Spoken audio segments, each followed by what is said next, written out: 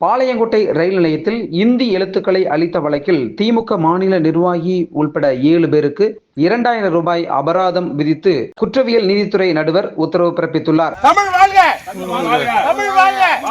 தமிழ் வாழ்க! தமிழ் வாழ்க! அபராதம் கட்டவில்லை எனில் 1 மாதம் சிறை என்ற நிலையில் சிறை செல்ல மறுத்து 7 பேரும் அபராதம் கட்டினார்கள். மும்மொழி கொள்கையை எதிர்த்து தமிழகம் முழுவதும் திராவிட முன்னேற்ற கழகத்தினர் பல்வேறு போராட்டங்களில் ஈடுபட்டனர். இந்த நிலையில் கடந்த பிப்ரவரி மாதம் 23ஆம் தேதி பாளையங்கோட்டை ரயில் நிலையத்தின் பெயர் பலகையில் இருந்த இந்தி எழுத்துக்களை திராவிட முன்னேற்ற கழகத்தின் பொறியாளர் அணி மாநில துணை செயலாளர் ராஜவர்மன், சந்திரசேகர், சுடலைமணி, கண்ணன், வரதராஜ பெருமாள், முத்துக்குமார் என 7 பேர் கருப்பு மையால் அளித்தனர். தொடர்பாக ரயில்வே காவல் உதவி ஆய்வாளர் முத்துராஜ் பாளையங்கோட்டை காவல் நிலையத்தில் அளித்த புகாரின் அடிப்படையில் அவர்கள் மீது 3 பிரிவுகளின் கீழ் வழக்கு பதிவு செய்யப்பட்டது.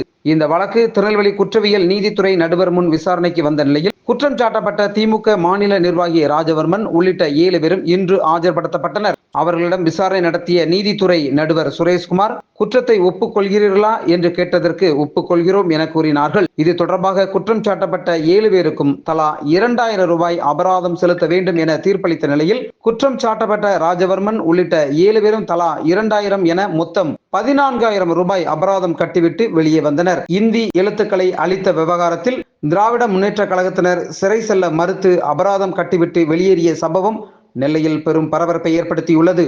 ரேஸ் டிவி செய்திகளுக்காக நெல்லை டேவிட். தமிழ் வாழ்க! தமிழ் வாழ்க! தமிழ் வாழ்க!